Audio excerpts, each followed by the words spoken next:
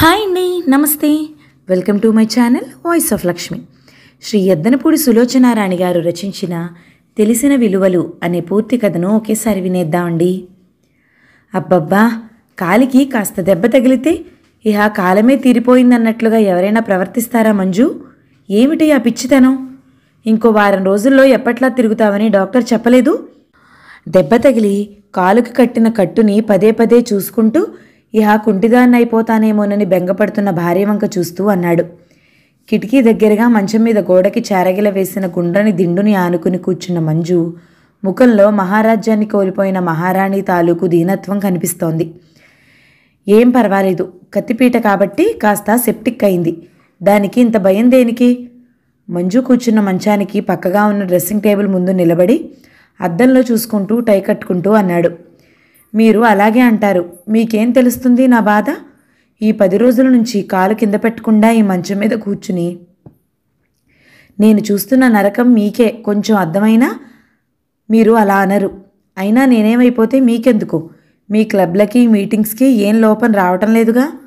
ఎర్రబడ్డ ముఖంతో ముడుచుకున్న పెదవులతో భర్త వైపు చూడకుండానే అంది మంజు. అదిగో, నువ్వు వెళ్ళమంటేనేగా తయారైంది నేను.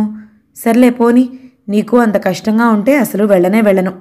ఏదో క్లబ్ వాళ్ళు వార్షికోత్సవం దగ్గరకు వస్తుంది కాబట్టి దాని కమిటీ సభ్యుల్లో ముఖ్యుణ్ణి కాబట్టి, లేకపోతే వెళ్తానా? పోనీలే. కట్టుకుంటున్న టై మధ్యలో ఆపి విప్పేసి శేఖర్ వచ్చి మంజు పక్కన కూర్చున్నాడు.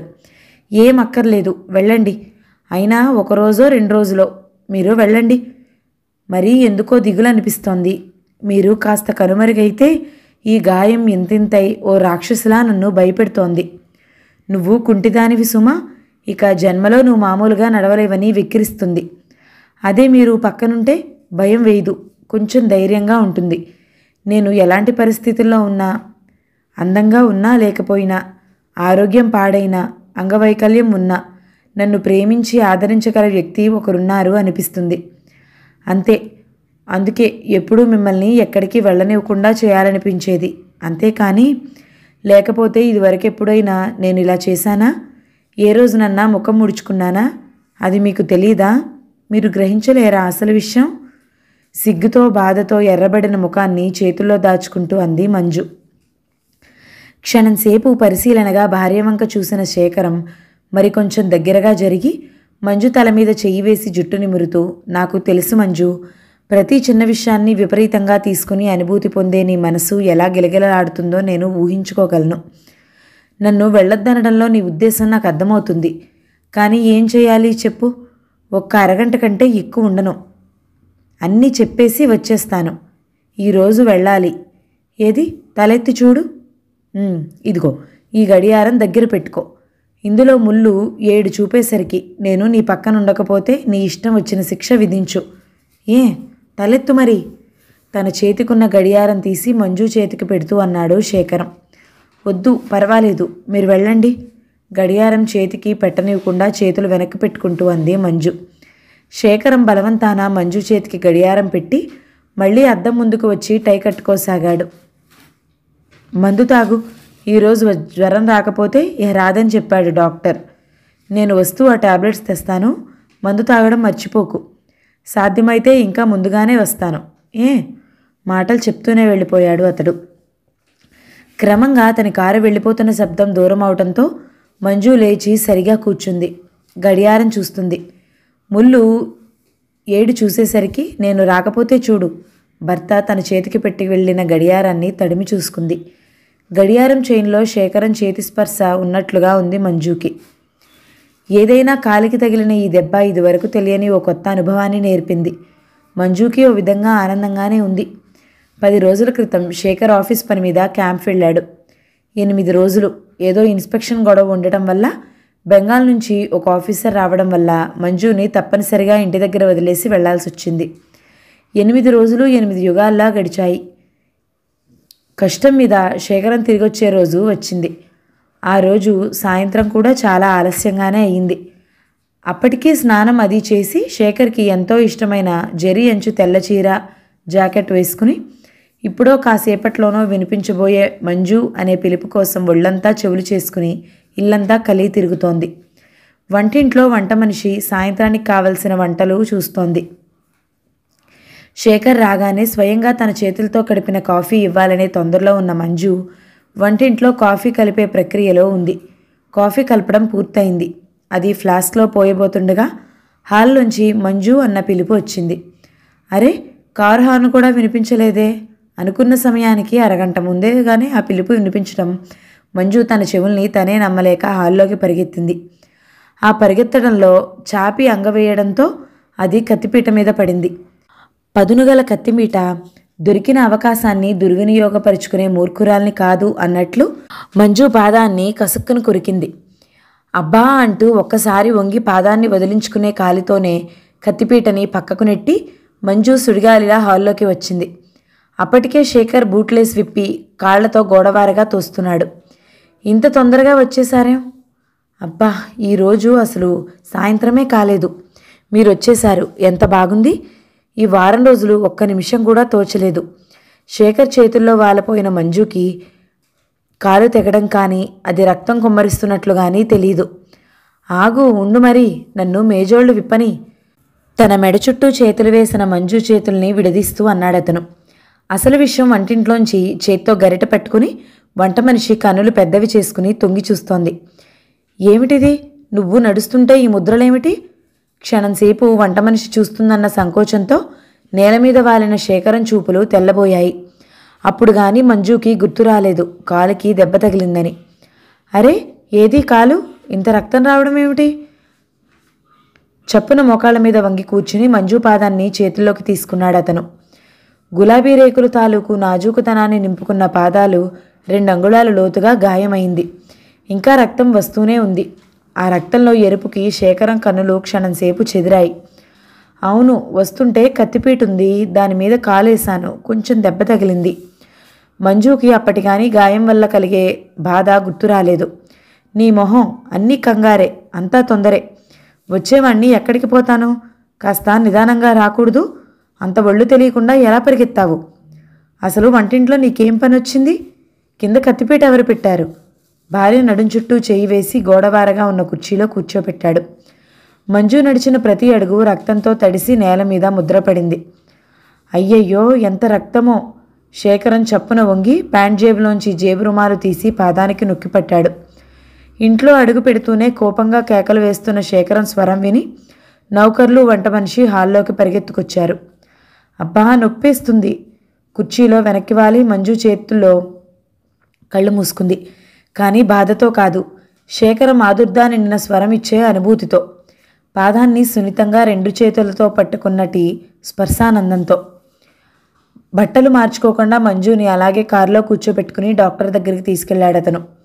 గాయం కొంచెం లోతుగా తెగినా పర్వాలేదని, నయమైపోతుందని చెప్పి డాక్టర్ కట్టుకట్టాడు. మంజుకి ఏమీ బాధ అనిపించలేదు. కట్టుకట్టిన కాలుతో హుషారుగానే నడిచొచ్చి కారులో కూర్చుంది. మరీ అంత ఒళ్ళు తెలియకుండా ఉండడం మంచిది కాదు మంజు. చూడు ఎంత గాయమైందో, చాలా రక్తం పోయింది. ఆ రాత్రి పడుకోబోయే ముందు మంజు కాలికట్టుని చేత్తో తాకి చూస్తూ అన్నాడు శేఖరం. తగిలితే తగిలింది, నాకు బావుంది. నా కోసం మీరెప్పుడూ ఇలా ఆదుర్దా పడలేదు. ఇందాక రక్తం కారుతుంటే మీరు వంగి నా పాదాల్ని పరిశీలిస్తుంటే, అప్పుడు మీ కళ్ళలో భావం చూస్తుంటే నాకెంతో హాయిగా ఉంది. నాకు ప్రతిరోజు ప్రతి నిమిషం అలాంటి అనుభూతి మీ కళ్ళలోంచి అందితే ఎంత బాగుంటుంది. కొద్దిగా అలసి ఉత్సాహంగా కళ్ళలో మెరుపులు కురిపిస్తూ అంది. శేఖర్కి అర్థం కాలేదు. కానీ తన కోసం పరిగెత్తుకు రావడంలో మంజుకి ఇంత పెద్ద దెబ్బ తగిలిందే అని మనసు మంజు పట్ల జాలితో అదేదో సున్నితమైన భావం నిండిపోయింది. ఆ మర్నాడు కూడా ఏమంత బాధ అనిపించలేదు. శేఖరం వద్దని కేకలు వేస్తున్నా వినిపించుకోకుండా మంజు ఇంట్లో మామూలుగానే తిరిగింది. కానీ 3వ రోజు పాదం బాగా వాచిపోయి మంజుని మంచం మీద నుంచి కాలు కిందకి పెట్టనివ్వలేదు. చాలా బాధగా కూడా అనిపించింది. ఆ రోజు డాక్టర్ తనే ఇంటికి వచ్చాడు. సాయంత్రం జ్వరం కూడా వచ్చింది. దానికి తోడు సెప్టిక్ అయింది. ఆపరేషన్ చెయ్యాలన్నాడు డాక్టర్. వద్దొద్దు, పాదంలో సగం తీసేస్తాడేమో, లేకపోతే 1-2 వేళ్ళు కత్తిరిస్తాడేమో. వద్దు, నాకు ఆపరేషన్ వద్దు, అదే తగ్గిపోతుంది. నన్ను మీరంతా కలిసి కుంటిదాన్ని చేయొద్దు, గోల పెట్టేసింది మంజు. ఏమిటిది, మరీ చిన్నపిల్లలా? వేళ్ళెందుకు కత్తిరిస్తాడు? నీ మొహం కాస్తంతని కొండంత చేయకు అనవసరంగా విసుక్కున్నాడు శేఖరం. ఇప్పుడైతే కాస్త ఆపరేషన్తో సరిపోతుంది. ఇది వద్దని మానేస్తే సరే మీ ఇష్టం. కొన్నాళ్ళైన తర్వాత పూర్తి కాలంతా తీసేయాలి. ఇది మీకు ఇష్టమేనంటే నాకేం అభ్యంతరం లేదు. మెడిసిన్ బ్యాగ్ చంకన పెట్టుకుని డాక్టర్ వెళ్ళిపోవడానికి లేచాడు. పూర్తి కాలంతా తీసేయడమా? ఓ మూల కాస్త వంకర భరించలేని తను ఓ కాలు పూర్తిగా లేకుండా ఉండటమా? భయంతో మంజు ప్రతి నరం వణికింది. చివరికి చాలాసేపు అయిన తర్వాత శేఖర్ వడిలో తలదాల్చుకుని నెమ్మదిగా ఆపరేషన్ చేయమనండి, కానీ వేళ్ళు కత్తిరించొద్దానండి. ఒకసారి మా పిన్నికి ఇలాగే సెప్టిక్ అయితే కుడిపాదం 3 వేళ్ళు కత్తిరించేశారు. నేను ఆ వికృతాన్ని భరించలేను అంది. భయం లేదని చెప్తుంటే వినవే మంజు, వేళ్ళెందుకు తీసేస్తారు? పోనీ ఒకవేళ తీసేయాల్సి వస్తే నావి తీయించి వాటి స్థానంలో పెట్టిస్తాను, సరేనా? కొంచెం మోటుగా ఉంటాయేమో, మరి అదైనా భరించగలవా? నవ్వుతూ అన్నాడు శేఖరం బుజ్జగిస్తున్నట్టు. అసలు మంజు స్వభావమే అంత. పొరపాటున ఎక్కడైనా రోడ్డు మీద ఏ కుంటివాళ్లన్నా గుడ్డివాళ్లన్నా కనిపిస్తే భయంతో చప్పున ముఖం తిప్పేసుకుంటుంది. ఓ రోజు శేఖరానికి బాగా గుర్తుంది. ఆ రోజు ఓ ఫ్రెండ్ ఇంటికి భోజనానికి వెళ్ళి తిరిగి వస్తూ పెట్రోల్ కోసం ఓ బంకు దగ్గర కారు ఆపితే అక్కడ కనిపించిన ఓ ముష్టిదాన్ని చూసి మంజు 2 రోజులు ఒకటే బాధపడింది. ఆ ముష్టిది చేతిలో నెత్తురుగడ్డలా ఉన్న ఓ పసికందు పిల్లాడిని చూపించి, అయ్యా దానం బాబు పిల్లాడు అంటోంది. అసహ్యంతో భయంతో ముఖం తిప్పేసుకుంది మంజు. ఇవేం గమనించని శేఖరం జేబులోంచి పర్సు తీసి చేతికి వచ్చిన నాణాన్ని తీసి ముష్టిదాని వైపు విసిరేశాడు. పెట్రోల్ నింపుకున్న కారు ముందుకు కదిలింది. అంతవరకు నవ్వుతూ తిళ్ళుతూ కబుర్లు చెప్తున్న మంజు హఠాత్తుగా మూగబోయినట్లు కూర్చోవడం చూసి శేఖరం కారణం అడిగాడు. మంజు అడిగింది, మరి సృష్టికంతటికి కారణం భగవంతుడంటారే, దేవుడే సృష్టికి కారణమైతే ప్రపంచంలో అసలు ఇంత వికృతం ఉంటుందా? మనం ఇలా ఆరోగ్యంగా హాయిగా ఉంటాం, వాళ్ళెందుకు అలా ఉంటారు? మరి కానీ భగవాన్, నువ్విది సృష్టించినా సృష్టించకపోయినా అసలు నువ్వనేవాడి ఉంటే, నీకేమాత్రం కరుణ జాలి అనేవి ఉంటే అవి వాళ్ళకి పూర్తిగా ఇచ్చేసి వాళ్లకు నువ్వు చేసిన అన్యాయంలో సగమైనా తీర్చు. దానిమీద శేఖరం వ్యాఖ్యానం చేయలేదు, వాదించలేదు, విని ఊరుకున్నాడు. కానీ తనకంతగా కదిలించని కొన్ని విషయాలు మంజుని అలా కుదిపి మనశ్శాంతిని తీసేయడం, వాటి కోసం మంజు బాధపడడం అతనికి చిత్రంగానే ఉండేది.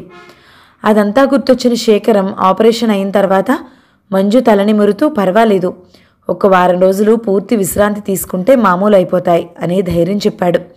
మంజు అసలు మంచం మీద నుంచి కిందకి కాలు దింపకూడదు అన్నాడు డాక్టర్.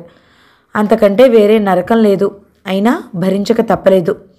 శేఖరం క్యాలెండర్ తెచ్చి మంజుకి ఎదురుగా పెట్టాడు. ఎలాగైతేనేం శేఖరం సపర్యలతో వంట మనిషి మాటలతో 6 రోజులు ఇట్టే గడిచిపోయాయి. మంజు కోసం శేఖర్ అన్ని పనులు మానుకున్నాడు. కారు గ్యారేజ్ నుంచి తీసి 6 రోజులైంది. మంజు పెళ్ళైన తర్వాత శేఖరం ఇంత స్థిమితంగా తన పక్కన కూర్చోవడం ఇదే మొదటిసారి. క్రమేపీ సాయంత్రం పూట జ్వరం రావడం కూడా తగ్గిపోయింది. గాయం కూడా 3 వంతులు తగ్గిపోయింది. 1 వంతు పచ్చుండగానే లేచి కొంచెం అటు ఇటు ఎక్కువ శ్రమ లేకుండా అడుగులు వేయమన్నాడు డాక్టర్. శేఖరం తనే స్వయంగా మంజు చేతిని తన మెడ చుట్టూ వేయించుకుని ఎడం చెయ్యి భార్య నడుం చుట్టూ వేసి గదిలో గుమ్మం దగ్గర నుంచి గోడ చివరకు, గోడ నుంచి కిటికీ దగ్గరకు నడిపిస్తున్నాడు. అతని నిదానానికి, ఓపికకి, శ్రద్ధకి మంజు ముగ్ధురాలై చూడసాగింది. వేళ్లపట్టున గుర్తుపెట్టుకుని మందు కలిపి ఇవ్వడం, సాయంత్రం పూట జ్వరం వచ్చిందో లేదో అని థర్మామీటర్తో చూడడం, మధ్యాహ్నం పూట ఏమీ తోచటం లేదంటే ఏదైనా పుస్తకం చదివి వినిపించడంతో మంజుకి జీవితాంతం ఏదైనా జబ్బు చేసి అలా ఎప్పుడూ అతను దగ్గరగా ఉంటే బాగుండు అనిపిస్తోంది. తన కాలు బాధ తగ్గిపోతే మళ్ళీ మామూలు జీవితం, అతని స్నేహితులు, సభలు, సమావేశాలు, విందులు, వినోదాలు, అప్పుడు కూడా తను పక్కనే ఉంటుంది. కాలుకి దెబ్బ తగలనంత వరకు మంజుకి అది అందంగానే కనిపించింది. కానీ కాలికి తగిలిన ఈ గాయం మంజుకి తెలియని ఓ విలువైన సుఖాన్ని, శేఖరంలో తనంతకుముందు చూడని లోతుల్ని చూపించింది. ఇప్పుడైతే తామిద్దరే, పేకాటికి క్రికెట్కి లాక్కుపోయే రాక్షసులు లేరు.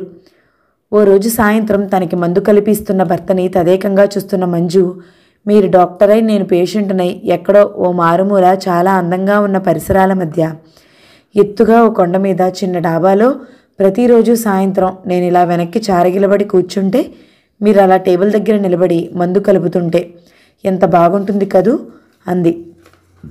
మందు కలుపుతున్న శేఖరం ఆగి మెడ తిప్పి భుజం మీదుగా భార్యని చూశాడు.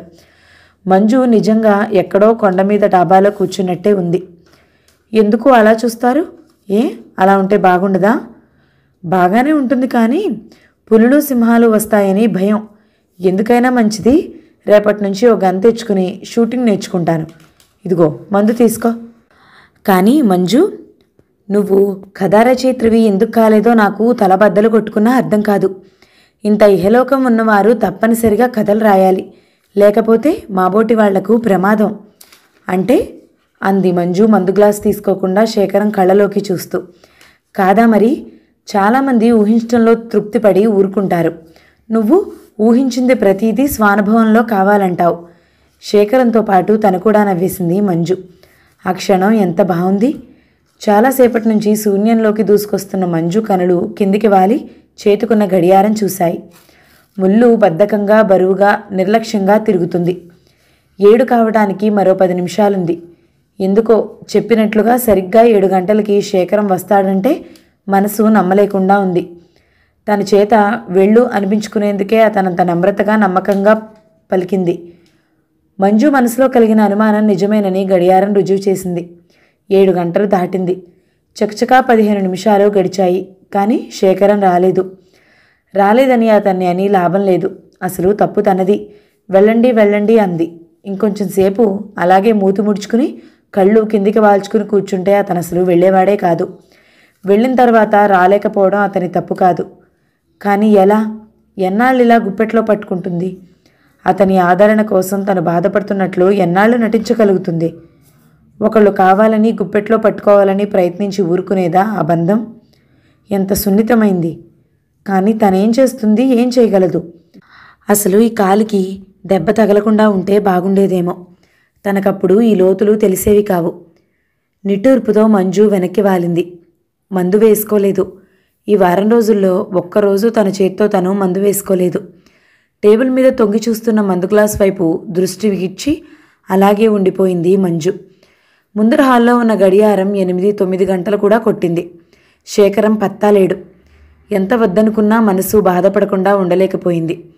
ఇప్పుడు ఉన్నపళంగా జ్వరం వస్తే? శేఖరం రాగానే మసలిపోతున్న తన ఒళ్ళు పట్టి చూస్తూ, అరే ఇదేమిటి, ఇంతకుముందు బాగానే ఉన్నావుగా అని కంగారు పెడితే చాలా బాగుంటుంది. కానీ అలా జరగలేదు. ఆలోచించి నీరసం తలనొప్పి మట్టుకు వచ్చాయి. కానీ అవి పైకి కనిపించవు. గడియారం 9 గంటలు కొట్టిన 10 నిమిషాలకి బయట కారు హార్న్ వినిపించింది. అంతవరకు ఆలోచిస్తూ గోడకి చేరగిలబడి కూర్చున్న మంజు చేతికున్న గడియారం తీసేసి దూరంలో పెట్టి పడుకుని కళ్ళు మూసుకుంది. మంజు అనే పిలుపు కోసం చెవులు శ్రద్ధగా వింటున్నాయి. కానీ శేఖరం పిలవలేదు. మంజు నిద్రపోయిందా, మందు వేసుకుందా అని మట్టుకు హాల్లో శంభుని అడగడం వినిపించింది. రెండిటికీ కలిపి ఒక్క అక్షరంతో సమాధానమిచ్చాడు శంభు. అమ్మగారు మందు వేసుకోవడంలో అశ్రద్ధ చేయరు. అది ప్రత్యేకంగా అడగక్కర్లేదు. ఇకపోతే గదిలో లైట్ తీసేసి చాలాసేపు అయింది. శబ్దం కూడా లేదు. అలా నిశ్శబ్దంగా కూర్చోవడం మంచు స్వభావానికి విరుద్ధం. అందుకే నిద్రపోయిందని చెప్పాడు. నిద్రపోయిన మంజుని లేపి తను ఆలస్యంగా వచ్చానని గుర్తు చేయడం ఇష్టం లేని శేఖరం క్లబ్ వార్షికోత్సవానికి వేస్తున్న నాటకాన్ని పరిశీలించడంలో నిమగ్నుడైపోయాడు. మర్నాడు శేఖరం నిద్రలేచేసరికి మంజు లేచి మామూలుగా తిరుగుతోంది. మళ్ళా తిరుగుతున్నావు? కాస్త 4 రోజులు విశ్రాంతి తీసుకోకూడదు? కాలు పచ్చి ఇంకా శాంతం పోలేదు. రాత్రి తను ఆలస్యంగా రావటంతో మంజుకి కోపం వచ్చిందని సులువుగానే గ్రహించిన శేఖరం తన్ని స్వయంగా కల్పించుకుని అన్నాడు, ఏం పర్వాలేదు. కాలుని గురించి దిగుడు పడవలసింది నేను. బాగానే తగ్గిపోయింది. తగ్గకపోయినా పర్వాలేదు. మీరింకా మీ మీటింగ్స్ని వాటిని మానుకోవాల్సిన అవసరం లేదు. మంజు ఎత్తిపొడుపులకి శేఖరానికి కోపం వచ్చింది. అంతే మరి, ఆడవాళ్ల తత్వమే అంతేనేమో. నిన్నటిదాకా తాను చేసిందంతా ఒక్క రాత్రిలో మర్చిపోయింది. శేఖరం కూడా ముభావంగానే ఉండిపోయాడు. కనీసం ఆలస్యమైంది అని కూడా చెప్పకూడదు.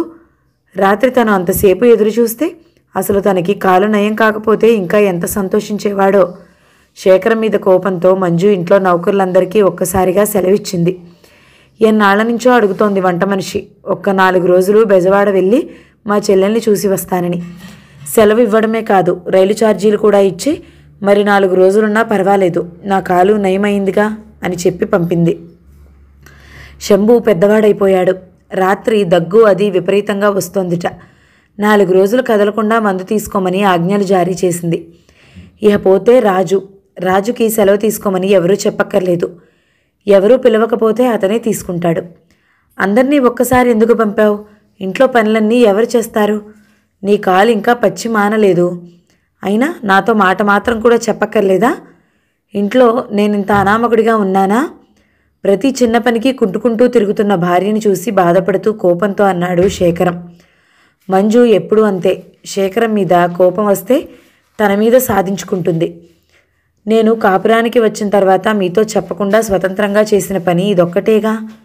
ఎన్నిసార్లు నీ ఇష్టం వచ్చినట్లు చేసుకో మంజు అని మీరు అనలేదు? కానీ నేనెప్పుడూ నా ఇష్టానుసారంగా వెళ్ళలేదు. ప్రతిదానికి మిమ్మల్ని అడుగుతూనే వచ్చాను. ఈ ఒక్క చిన్న విషయం అడగకపోయినా పర్వాలేదు అనుకున్నాను. నాకేం తెలుసు నీ ఇష్టం అనే మీ మాటలకి విలువ లేదని?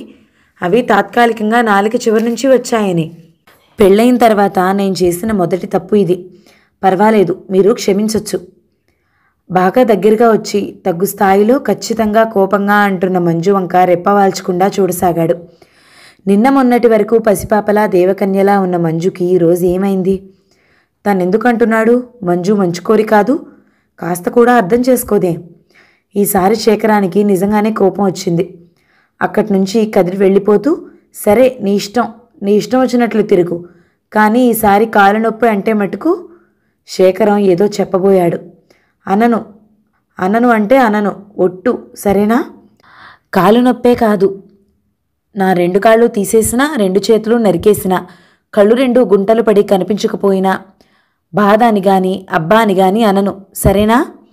శేఖరం వంక చూస్తుండగానే మంజు కళ్ళలో నీళ్లు నిండిపోయాయి. మంజు, శేఖరం చప్పున దగ్గరకు రాబోయాడు.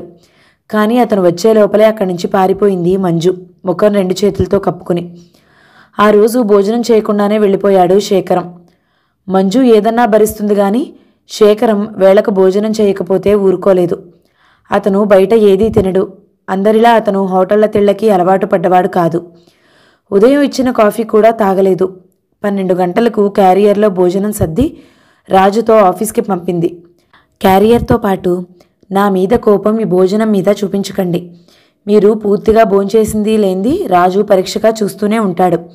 త్వరగా వచ్చేయండి అని రాసి పంపింది. క్యారియర్ తీసుకుని వెళ్ళిపోయాడు. అవును, నేనే సర్దుకోవాలి. శేఖరం మగవాడు, అతనికి బోలెడన్ని పనులుంటాయి. ఎప్పుడు నా కొంగు పట్టుకుని కూర్చోమంటే ఎలా సాగుతుంది? అతను నిర్వర్తించవలసిన కర్తవ్యాలలో నా పట్ల చూపే ఆదరాభిమానాలు ఒక భాగం మాత్రమే. నాకు అతడొక్కడే లోకం కావచ్చు, కానీ అతనికి నేనొక్కదాన్నే లోకం ఎలా అవుతాను? అది నేనే అర్థం చేసుకోవాలి అనుకుంది. భోజనం అది పూర్తి చేసుకుని మంజు వచ్చి హాల్లో కూర్చుంది. కళ్ళు గడియారాన్ని గమనిస్తున్నాయి. చెవులు చప్పుడు కాబోయే పాదాల శబ్దానికి ఎదురు చూస్తున్నాయి. చేతులు మటుకు పరధ్యాసగా దిండు కవర్ మీద రంగుదారాలతో పూలు కుడుతున్నాయి. మనసు మరో చోట ఆలోచిస్తోంది. ఈసరికి రాజు వెళతాడు. క్యారియర్ టేబుల్ మీద పెట్టి తనిచ్చిన ఉత్తరం ఇస్తాడు. అది చదువుతున్న శేఖరం వచ్చి కోపంగానే భోజనం ముందు కూర్చుంటాడు. కూర్చోబోతుండగా తన మాటలు జ్ఞాపకం వస్తాయి. శేఖరం తల తిప్పి చూస్తాడు. పక్కన ఏదో సర్దుతున్న నెపంతో రాజు నిలబడి ఉంటాడు. రాజును గమనించిన అతను నవ్వుకుంటూ భోంచేయొచ్చు, లేకపోతే లెక్కేమిటని నిర్లక్ష్యంగానూ భోంచేయొచ్చు. బయట సైకిల్ బెల్ వినబడ్డంతో మంజు ఉలిక్కిపడి తలెత్తింది. రాజు క్యారియర్ తీసుకుని తిరిగి వచ్చాడు.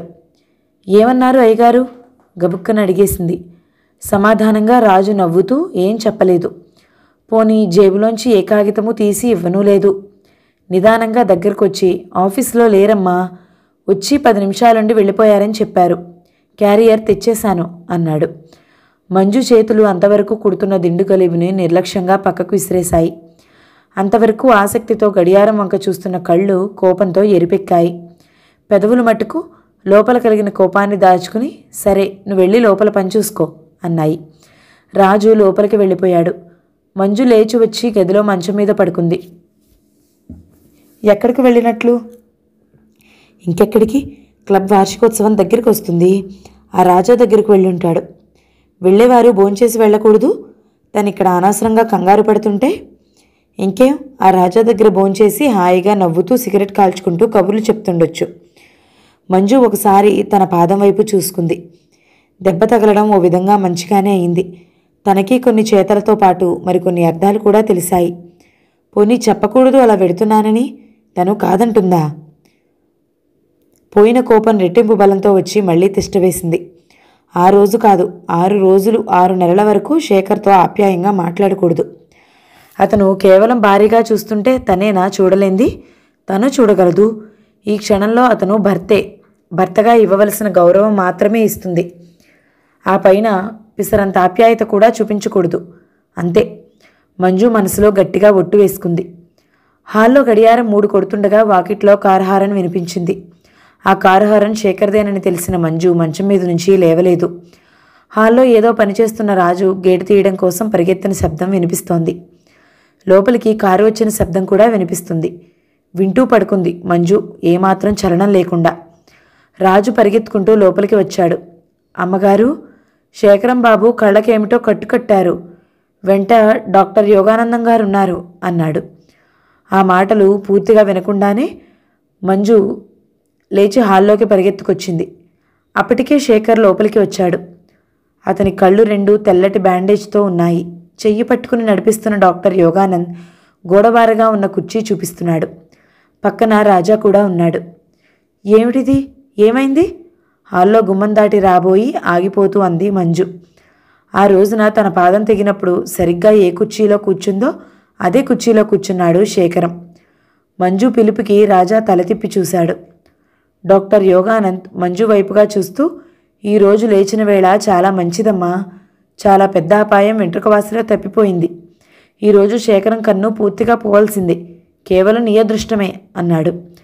క్లబ్ వార్షికోత్సవం రేపని మీకు తెలుసు కదా. స్టేజీ ఏర్పాట్లు చూస్తున్నాం. రేపు మేము వేయబోయే నాటకానికి ప్రత్యేకంగా తెరలు అవి ఏర్పాట్లు చేస్తున్నాం. ఆ తెరల ఏర్పాటుకి ఇనుపతీగ పక్కన అమర్చి కింద గుంజుతున్నాం. అది సరిగ్గా ఉందో లేదో అని చూడబోతే శేఖరానికి పొరపాటుగా వచ్చి కంటికి తగిలింది. పైన వైర్ని ఫిట్ చేస్తున్న అతను శేఖరాన్ని చూడకుండా గుంజాడు. అది ముఖం మీద నుంచి రాచుకు వెళ్లడంతో చీరుకుపోయింది. రాజా ముందుకు వచ్చి చెప్పాడు. భయం లేదమ్మా, అంత ప్రమాదం లేదు. కానీ కళ్ళకి మాత్రం అలసట కలగకూడదు. అందుకే యువతల కన్నుకి కూడా కట్టుకట్టింది. ఈరోజు రేపు ఇంట్లోంచి కదలకుండా చూసే భారం నీది. రేపు క్లబ్ వార్షికోత్సవం కూడాను. ఏదైనా ఇంట్లోంచి కదలకూడదు శేఖరం. నీకే చెప్తుంది, హెచ్చరిస్తున్నట్లు 2 విధాలుగా అన్నాడు. రేపు క్లబ్ వార్షికోత్సవం. ఆ రోజు కోసం ఎన్ని ఏర్పాట్లు చేస్తున్నాడో మంజుకి తెలుసు. కానీ రేపటి రోజు కళ్ళు తెరవడానికి వీల్లేదు. వస్తుంది అనుకుని ఎదురు చూసిన క్షణం వచ్చినప్పుడు ఎందుకు కొరకుండా పోతే? శేఖరం ముఖంలో ఎలాంటి మార్పు లేదు. చాలా రోజుల నుంచి అలా కూర్చోవడానికి అలవాటు పడిన వాడిలా కూర్చున్నాడు. పర్వాలేదు, నేను అన్నీ చూసుకుంటాను, నువ్వు ఊరికే బాధపడకు అన్నాడు రాజా వెళ్ళబోయే ముందు. నువ్వు చూసుకోగలవనే ధైర్యం నాకుంది. నేను ఆ టైంకి మటుకు వస్తాను, నాకు దిగిలేం లేదు. దెబ్బ తగిలిందని అతను కంగారు పట్టం లేదు. మంజుని పిలిచి దగ్గరగా తీసుకోలేదు. నిశ్చలంగా కూర్చుని రేపు జరపబోయే వాటిని ఏవేవి తను చేశాడో, ఇంకా మిగిలినవి రాజా ఏవేవి చెయ్యాలో నిదానంగా తాపీగా చెప్తున్నాడు. అన్నీ వింటూ బొమ్మలా అక్కడే నిలబడిపోయింది మంజు. క్షణంసేపు శేఖరానికి ఏ దెబ్బా తెగల్లేదు. అంతా నటనేమో అనిపించింది. మరు క్షణంలో అతని ఆత్మవిశ్వాసానికి అన్నీ పట్టించుకున్నట్లుంది. మళ్ళీ అవసరమైతే దేనికి లొంగకుండా అతీతంగా ఉండే స్థిరమైన అతని వ్యక్తిత్వానికి ముగ్ధురాలై అలాగే నిల్చుండిపోయింది. కొద్దిసేపైన తర్వాత యోగానంద్ రాజా వెళ్ళిపోయారు. వెళ్ళిపోబోయే ముందు రేపు సాయంత్రం 1 పావు గంట పాటు శేఖరం స్పీచ్ ఇవ్వాల్సిన టైంకి కట్టు విప్పి మళ్ళీ వెంటనే కట్టేటట్టు ఒప్పుకున్నాడు యోగానంద్. ఒప్పుకున్నాక కానీ వెళ్ళనివ్వలేదు శేఖరం. వాళ్ళిద్దరినీ గుమ్మం దాకా సాగనంపి వెనక్కి తిరిగి వచ్చింది మంజు. మంజు, ఇలారా. వెనక్కి తిరిగి వస్తున్న పాదాల చప్పుడు గమనిస్తూ అన్నాడు శేఖరం. గుర్తొచ్చానా ఇప్పటికైనా? అతనికి కొద్ది దూరంలోకి వచ్చి ఆగిపోతూ అంది మంజు. ముందు ఇలారా. రాజా వాళ్ళెవరూ ఇక్కడ లేరు కదూ? శూన్యంలోకి చేయి చాస్తూ మంజు మాట వినవచ్చినట్టు ఆ వైపుగా అన్నాడు శేఖరం. మంజు చప్పున వచ్చి శేఖరం చెయ్యి అందుకుని అందులో ముఖం దాచుకుంది. ఏమిటిది? చచా, ఏడుస్తున్నావా? ఈ మాత్రానికే ప్రమాదం లేదుగా. డాక్టర్ యోగానంద్ అన్న మాటలు విన్నావా? కేవలం నీ అదృష్టం అన్నాడు. ఏది, నీ కాలు ఎలా ఉంది? ఈరోజు నేను అసలు చూడనే లేదు. శేఖరం వంగి తడుముతూ మంజు పాదం కోసం వెతకసాగాడు. నా పాదానికేం? ముందు మీరు చెప్పండి. ఒకవేళ నిజంగానే కన్నుకు దెబ్బ తగిలినా, దురదృష్టవశాత్తు ఏ ప్రమాదం జరిగినా మీరింత నిశ్చలంగా ఉండగలరా? శేఖరం చేతిని తన 2 చేతుల్లోకి తీసుకుంటూ అంది మంజు. ఎందుకుండను? తప్పకుండా. ఇప్పుడు నాకు చాలా హాయిగా ఉంది. నిశ్చింతగా కళ్ళు మూసుకుని నీ ఎదుట కూర్చోవచ్చు. నువ్వనేది ఎప్పుడూ కోరుకునేది అదేగా. నువ్వు కోరుకున్నట్లుగా ఇహ నీ ముందే కూర్చుంటా. ఒక్కసారైనా విసుక్కో, మరి చెప్తాను నీ పని. మంజు చేతితో ఆడుకుంటూ అన్నాడతను. మీరెప్పుడూ నా ముందండాలని కోరుకోవడం మిమ్మల్ని ఏ కుంటివారో గుడ్డివారో కమ్మనా? నాకోసమేనా ఈ దెబ్బ తగిలింది? శేఖరం చేతుల్లోంచి తన చేయి గుంజుకుంటూ అంది మంజు. అదిగో, మళ్ళీ కోపం వస్తుంది నీకు. నా నుంచి నువ్వు దూరంగా పారిపోతే నేను నీ వెంట రాలేనుగా. కోపం పోయిన తర్వాత మళ్ళీ నువ్వే రావాలి.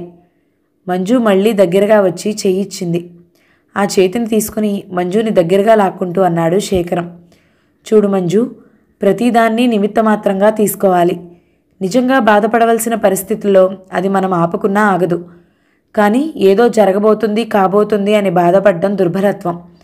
జరిగిన దానికి విచారించడం యోగ్యుల లక్షణం. ఎప్పుడో ఏదో జరగబోతుంది అని ముందే బాధపడడం అది పిరికివాళ్ల లక్షణం. తెలిసిందా? కంటికి దెబ్బ తగిలింది, కొంచెం బాధగానే ఉంది. కానీ దాన్ని ఇంతగా చిత్రించుకుని మనశ్శాంతి పాడు చేసుకోవడం వల్ల కలిగే ప్రయోజనం ఏమిటి చెప్పు? మరి నా కాలికి దెబ్బ తగిలిన దెబ్బ కూడా చిన్నదే. నాకంత బాధ ఎందుకు అనిపించాలి? దాదాపు లోకమే శూన్యమైనట్లు, జీవితం స్తంభించిపోయినట్లు అనిపించడం దుర్బలత్వమేనా? అయితే నేను పిరికిదాన్నన్నమాట. మరి లేదు, పిరికితనం కాదు, అది అందమైన భావం. కాలు ఏమైపోయినా నీకు దిగులు లేదు, కానీ దానివల్ల నేను దూరమైపోతానేమోనని నీ భయం, అవునా? ఆ భయం నాకు లేదు. నీలా నాకు నీ మీద అనుమానాలు లేవు. ఒకవేళ దెబ్బ కొంచెం పైగా తగిలి నిజంగా కన్నుపోయినా నేను విచారపడినేవాణ్ణి కాదు.